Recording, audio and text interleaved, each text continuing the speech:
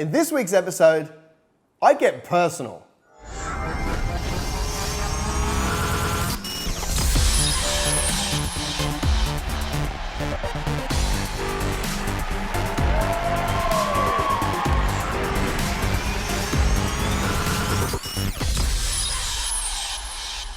Hi and welcome to episode 15 of Business Greenhouse TV. We're doing things a little bit differently this time. My team hassled me for weeks to do more of a personal show, to strip back the business and to find out more about me and what makes me tick and all that stuff, which I didn't want to do, but they bullied me into it, and so here we are.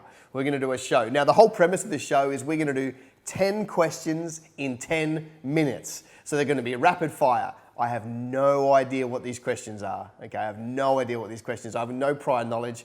So I must say that I have some trepidation right now.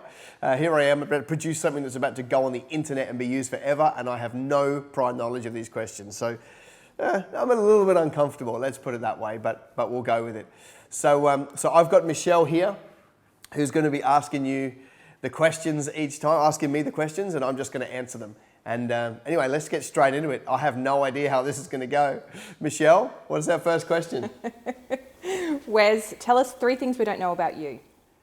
3 things you don't know about me. Okay, that's not a bad one for the first one. I can handle that. 3 things you don't know about me. Number 1, I did actually grow up like at a stage school. Where you do like amateur dramatics. That was pretty cool. In fact, it was the same stage school as Kate Winslet from Titanic. And so that was pretty fun in the early years. It's funny, I didn't really realize what that was about, but it was pretty good. A second thing that you don't know about me is I love cars. I love very expensive cars. And to me, they're just beautiful machines. Specifically, the Bentley would be my ultimate choice.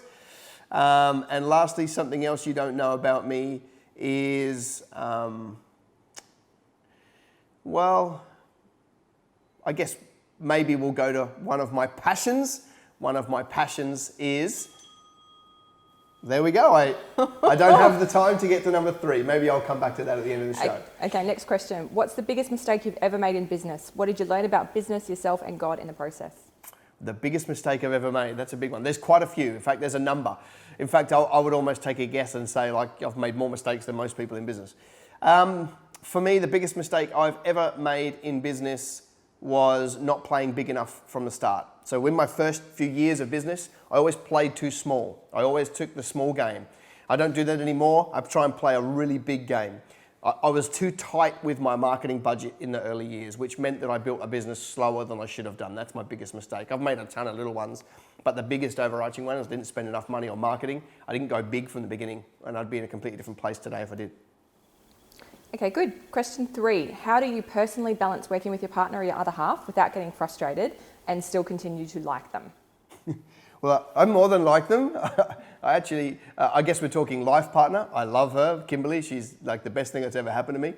How do we do it without getting frustrated? I'd love to say that we are amazing and we don't get frustrated, but the truth is we get frustrated at each other, like dead set get frustrated at each other. So, that's just part of it. But what we did was we didn't always get it right. We didn't have boundaries when we first started. We were working together. We don't work together so much anymore. Kimberly is a great guest blogger for what we do, but that's about the extent of her help because she's doing an amazing job with kids. When we first started, we had heaps of stuff, and literally, we would be at each other, and we had to set clear boundaries on who does what. And it was those boundaries that gave us the freedom to be able to do our individual role well and just report back to each other, so we didn't get that level of frustration. But it's a challenge, but you've got to push through. You can't just not push through. You've got to make it work. It's too easy to fall out and then fall apart. What's your biggest regret? My biggest regret? Oh, man. My biggest regret would be not coming to faith sooner. I don't know that I had a whole say in that because he courted me quite heavily for a period of time. To get me to join the kingdom, but I'd love to have been saved sooner, therefore made less mistakes. Another regret, if you want to, is in the early years of being married, I probably didn't value Kimberly as much as I should have done, or certainly not as much as I do now. I was too busy working for that first year right back in the beginning, and it caused a little bit of a divide between us, and I regret that time. I wish I had treated her like the princess that I do now. How do you personally get the 5 F's balance right? The person who's wrote in says they find that if they get better at one, it's almost always to the detriment of one or more of the others. Okay. So the 5 F's that we're talking about here is a teaching of ours. We talk about success being balancing faith, family, finance, fitness, and fun. And how do we get them right? Listen, I'll be totally honest. We don't get them right. Like what is right? I think, like, one of the things that I hate about this speaker world or these people is that they've tried to create this facade that they're amazing and they have it all together, and then they create this divide between I'm amazing and you're not, which is why you should pay massive fees to be part of my world. That's what speaker, trainer, coach world has created, and it's flawed. I know them. They're just as flawed as everybody else. Like I'd hate for you to think that we just like have it all together. Let me be totally honest. I'm here because I have a whole bunch of knowledge about business, but please don't think that I have this perfect world created outside of business. I have some skills. I get a lot of it right, but I don't get all of it right. But let me very quickly answer your question. If you do one and one slips, it's because you haven't built a big enough reason why in those 5 areas. You've got to have a big reason why in all 5, therefore you'll go and get it done. What is your pet peeve? What is my pet peeve? Okay. All right. So one of my pet peeves is Christian entrepreneurs that whinge a lot. There's a lot of whinging that takes place out there. I can't, it's too tough, the devil's against me, I'm not sure if God wants me to be this, I'm not sure if God wants me to be that. It's my pet peeve. Like, we need people right now to get in, do the job, execute strategies, build a great business, have a massive amount of influence, and then we'll change culture. Good. What is your biggest weakness and what do you do to address that? My biggest weakness feels like a job interview here, like I'm being interviewed for some job. What's my biggest weakness? I think my biggest weakness is, it does sound like a job interview. I work too hard. I do have the ability to overextend. See, God gave me a big gift to be able to handle, like a gift of tenacity to push through even when times are tough, to problem solve, to think through, to do all those things. And so because I quite enjoy it, I do have the ability, like I could work 20 hours a day for the rest of time, but to do that, everything else in my life would fall apart. And those things are more valuable to me so that I can't. So my weakness that I always have to keep in check is the fact that I don't want to be wealthy at the sake of having kids on drugs. I don't want to be wealthy at the sake of having a divide with my family. I want that first. My weakness is I have to keep that in check because I have a gift to be able to work really hard, but I can overextend that gift and drive a wedge in the things that really matter. So that's my biggest weakness that I always have to manage. How do you deal with other Christians who undermine you and your business ministry, particularly the ones who are influential? So how do I manage those Christians who undermine me? To be totally honest, I don't. I let them run their race and I run mine, and we get a small amount of bad press. It's hilarious. The mud that gets thrown us at the most is that we're in the prosperity doctrine. It's like you haven't listened to like 5 minutes of my message then, because mine is a faith message. Go into business, make a lot of money, have influence, and give it away to fund the kingdom. Like you don't need 3 Bentleys and a jet and like a $40 million home. You need like somewhere to live and you need to fund the kingdom. So we're not at the prosperity doctrine, but we get tarred with that because it's so big. As soon as we start talking about money, it hits a hot button. Listen, I'm not bothered by any of those people. I think it's a shame that we can't collaborate better. If any of those was to reach out to me, I would immediately collaborate with them, but they're not going to. I'm good with that. They run their race, I run mine, and I'll see them in heaven, and we'll have an arm wrestle, and we'll fight it out that way in heaven. But between now and then, I've got too much to do to worry about the people on the outside who don't necessarily agree with what we do. What is the biggest lesson you've learned as a husband and father? The biggest lesson I've learned as a husband and father. Well, I'll do those, I guess, individually. The biggest lesson I've learned as a husband is that my wife really needs quality time. Like for her, that's probably her love language is quality time. It's not for me. So we had to learn how to do that. So I had to learn that, she needs to be edified, loved. I need to elevate her towards what she wants to do. And even though it's not the way I communicate, I've got to shift the way that I would communicate to communicate that way.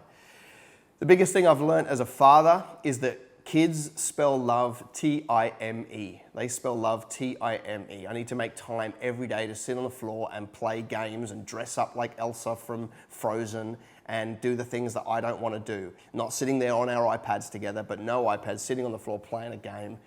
Doing the stuff that they want to do is the thing that's going to make a big difference. And I like, the more I do that, the more I can see the growth in our relationship between me and the kids. So it's beautiful. Tell us 3 things you love about your wife. 3 things I love about Kimberly. Well, first and foremost is her smile. Dead set, like that's the thing that caught me when we were in youth group and she walked through the room and I thought, whoa, man.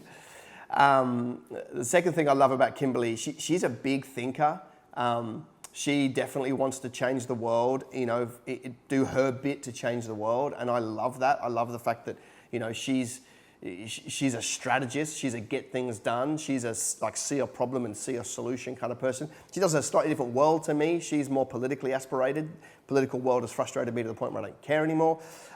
So that's it. And the third thing that I love most about Kimberly is her support for what I'm doing. She certainly releases me to travel the country, travel the world, equip business people, work those long hours and then get that time to go and spend with her. So she's fantastic. And like I said at the start, she's the best thing that's ever happened to me.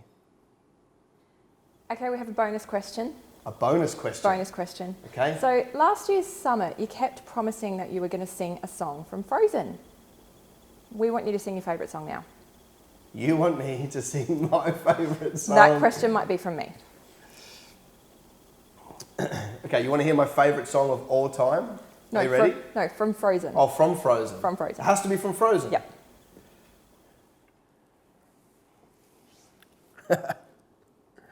Oh dear. So don't you hate those mind blanks where you just can't help? It's like all of a sudden I can't recall a song from Frozen. Having listened to it 9,000 times on a 10-day tour of New Zealand with the kids in the back of the bus. My favourite one is the one where they just meet and they're talking about sharing each other's sandwiches. That's my favourite one, but if I could get a little help on how it starts, I'd happily sing you a song. But for 1 second, I really can't help you with that. But you can go with a classic, Let It Go. Don't know that one, sorry. Sorry, don't know that one. Oh, look at that. Saved by the Bell. If it was any other, if it was any song that I could have done, I was going to sing Money, Money, Money, Money. Just thought that would have been a little bit fun. Let's go. I hope you enjoyed that. That was a little bit interesting for me. Had no idea where we were going to go. Hopefully that shows you a little bit about it, about what goes on behind the scenes. We are just average people with a massive passion to do what God put in our hearts, and that is to equip entrepreneurs. And I don't want you to think for a minute that we have some sort of amazing world behind the scenes. I have a whole bunch of skills with family and business, but not enough to say that we're heroes. And I never want to hide behind that facade. So hopefully that shows you a little bit. Let's go to Word of the Week. This week, I want us to look at Nehemiah. I love the story of Nehemiah. I love what he was able to achieve. Let me give you a little bit of context. So Nehemiah is a governor. He goes to Xerxes and says, listen, God's put a dream in my heart to go and build Jerusalem, go and rebuild the walls. And so he gets a leave pass and he goes and does that over a period of time. Obviously, there are plenty of people that want to come against them, okay, and stop them building this temple, but God's put it in his heart, and once he starts doing his assignment, God applies the favor to his journey and so forth. But there's a lot of people try and trick him. So all the other armies that want to take him out are inviting him out into the desert for a meeting because they want to take him out so he can't do his thing.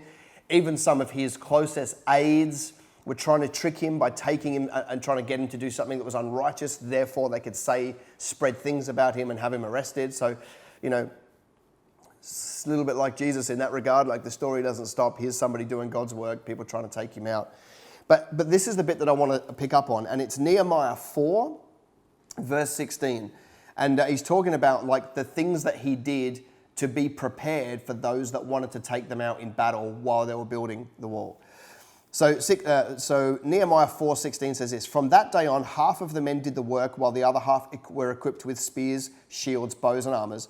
The officers posted themselves behind all the people of Judah who were building the wall. Those who carried materials did their work with one hand and held a weapon in the other. And each of the builders wore a sword at his side as he worked. Let's take that as a picture, bring that right into business now. Whilst you're out building your business, while you're out doing your work, you've got to be prepared for fighting at any given moment. I don't mean physical fighting, I mean spiritual fighting. Like at that moment when you're out there, you're going to come up against all sorts of things, staff being, starting to play up, the accounts drying up, people against you, slander from a competition, all of those things. We don't wrestle against people, we wrestle against principalities and powers. So these people were working, building a wall. You can imagine one hand on a sword only gives you one hand to do this, which is why you need God to apply the favor, because you're kind of down in your capacity, one hand, but you've always got one hand ready to fight. How do you fight? With warfare. Warfare is the sword that's at your side. Warfare is using the Bible. What does the Bible say? Quoting those things, standing in your identity and standing down the enemy who's coming against you. You've got to be able to have the ability to do both at the same time, because you never know when fighting's going to come.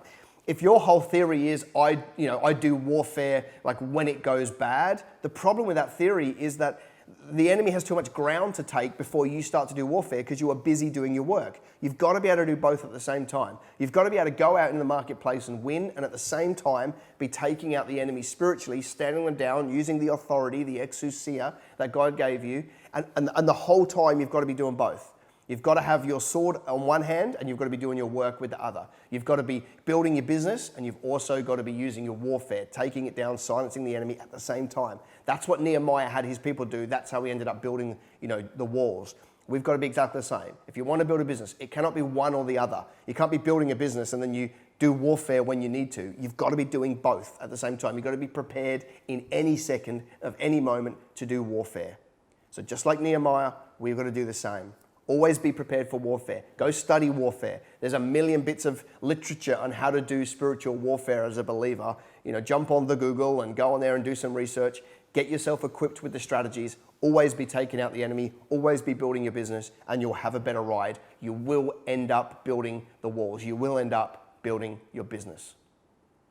Solid episode. Hope that was valuable. Hey, listen, if this was valuable for you, comment. Make a comment below. Like, what was the thing that jumped out to you from this episode? I'd love you just to make a comment in there. I'd love to see what resonated with you. In hindsight, I certainly enjoyed doing it now. The questions weren't as scary as I thought they might be, except the singing one, but I certainly enjoyed it. I'll be back next week for more. Bye for now. Party talking or the chocolate fondue. I see your... It's nothing like I've ever been before. Love is an open door. Love is an open. Love can be so much more with you, with you.